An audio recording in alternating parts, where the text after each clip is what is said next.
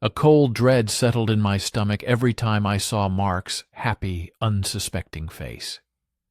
I knew I was a monster, living a lie, a secret consuming me from the inside out.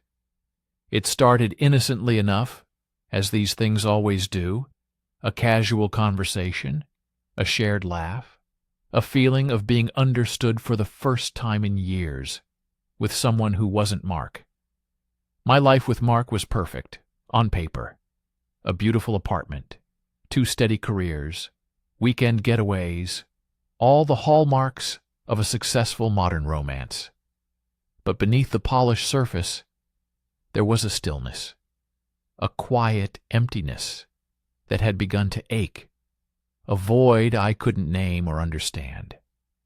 I tried to fill it with work, with hobbies, with more quality time with Mark, but nothing seemed to touch that deep-seated unease. He was kind. He was reliable. He loved me in his quiet, dependable way. But somewhere along the line, the spark had dimmed, the passion had cooled, replaced by a comfortable routine that felt more like a well-worn path than an exciting journey. We talked about our day, about bills, about future plans that felt more like obligations than dreams. The spontaneity, the fierce desire, the feeling of truly being seen and cherished had faded into the background, almost imperceptibly. Then David came along. He was a colleague from a different department, someone I barely knew until that one rainy Tuesday afternoon when our paths crossed in the coffee shop. We talked about work, about life, about dreams, for what felt like hours. The conversation flowed so easily, so naturally, in a way it hadn't with Mark, in what felt like forever. It was just words at first, harmless words. But those words sparked something, a tiny flicker of excitement, a dangerous curiosity. We started having lunch, just quick sandwiches in the break room, then longer ones at a cafe down the street. He asked questions Mark hadn't asked in years, listened with an intensity that made me feel utterly captivating. He noticed my new haircut, the subtle change in my perfume, the way my eyes lit up when I talked about my passion project. He made me laugh, a deep, genuine laugh that reached my soul, shaking off the dust that had settled there. I felt alive again, vibrant, desirable. It was intoxicating. It was everything I told myself I wasn't getting from Mark anymore, everything I secretly craved. The first touch was accidental, a brush of hands reaching for the same sugar packet. A jolt, an electric current that passed between us. My heart hammered against my ribs. I pulled my hand away quickly, my face flushed, but I couldn't ignore the thrill, the sudden awareness of his presence, his warmth. The next time it was less accidental. His hand lingered on my arm as he laughed at one of my jokes, his thumb tracing a small circle on my skin. My breath hitched. I knew then, with terrifying clarity, that I was on a precipice, staring into an abyss I might not be able to climb out of. The guilt was a physical ache, a knot in my stomach that tightened every time I looked at Mark. He would kiss me goodbye in the morning, oblivious, his eyes full of the simple, trusting love I was betraying. I would smile back, a hollow mask, and then spend the rest of the day in a whirlwind of secret texts, stolen glances, and clandestine meetings with David. Each lie I told, each excuse I fabricated, felt like another brick in the wall separating me from the woman I used to be, the woman Mark believed me to be. Our first kiss was in his car, after a late work meeting. His lips were soft, hesitant at first, then urgent, demanding. It was a dizzying mix of fear, exhilaration, and desperate longing. Every fiber of my being screamed stop, but another part, a primal, hungry part, urged me forward. The world spun, and for those brief moments, I forgot everything. Mark, our life, the consequences. There was only David, his scent, his touch, the way he made me feel utterly consumed and desired. The affair escalated quickly, a whirlwind of passion and deceit. Hidden weekends, hurried hotel rooms, whispered confessions in the dark. With David, I felt reckless, adventurous, beautiful. He saw a side of me I hadn't shown anyone in years, a spontaneous, fiery spirit that had been suffocated by routine.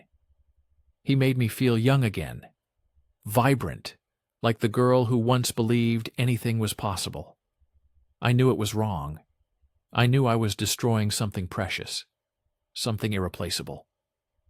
But the pull was too strong, the escape too tempting. The emptiness I felt with Mark seemed to shrink, replaced by the fleeting, intense highs with David. I became a master of deception.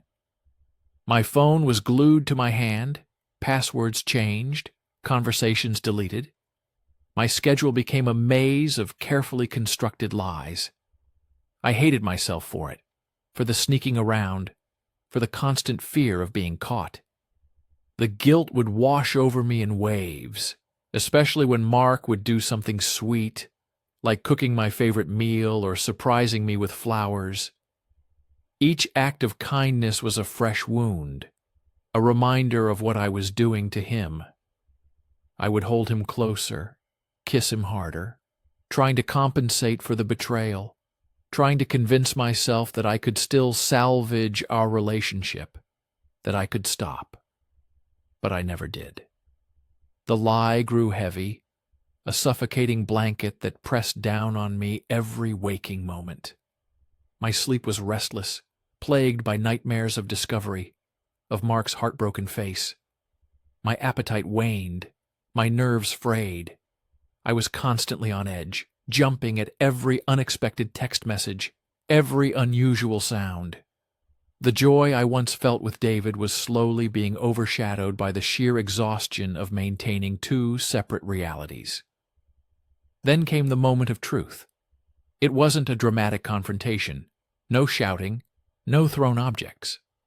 It was a quiet, insidious unraveling. Mark found a message, a casual, seemingly innocuous text from David on my phone, but something in my reaction, my immediate panic, confirmed his deepest fears. He didn't need to read the words. He saw the guilt etched on my face, the sudden pallor, the tremor in my hands.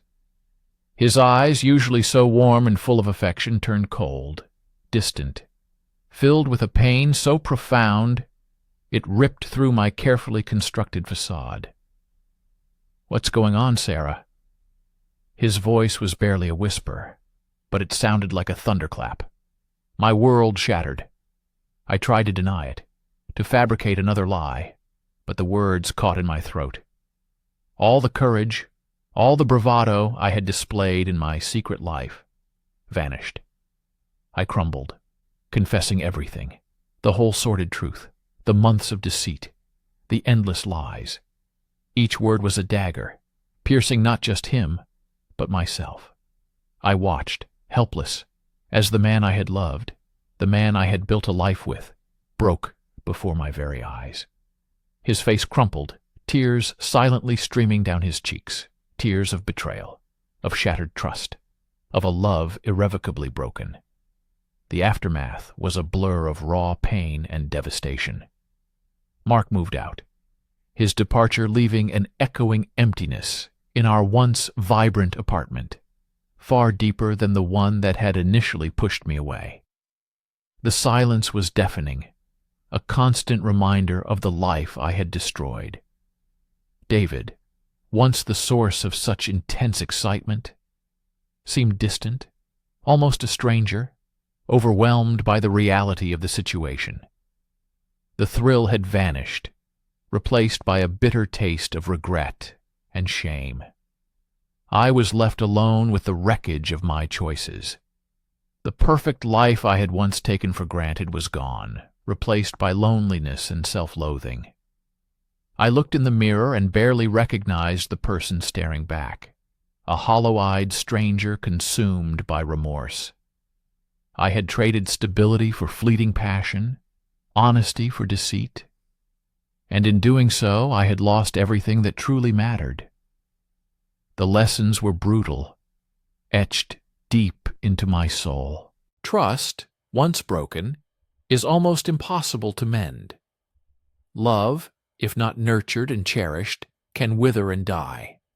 And happiness, true, lasting happiness, cannot be built on a foundation of lies.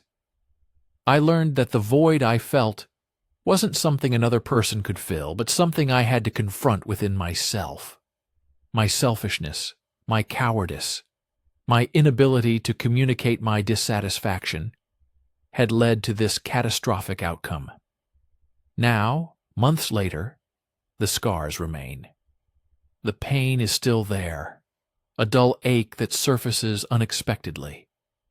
I think of Mark often, of his kindness, his unwavering loyalty, and the unbearable pain I inflicted upon him. There is no going back, no undoing the damage. All I can do now is live with the consequences, trying every day to become a better, more honest person, hoping that one day I might forgive myself, and maybe, just maybe, be worthy of a love I once so carelessly discarded. The silence of my apartment is a constant reminder of the profound cost of betrayal, a solemn testament to the irreparable damage caused by a heart that wandered too far.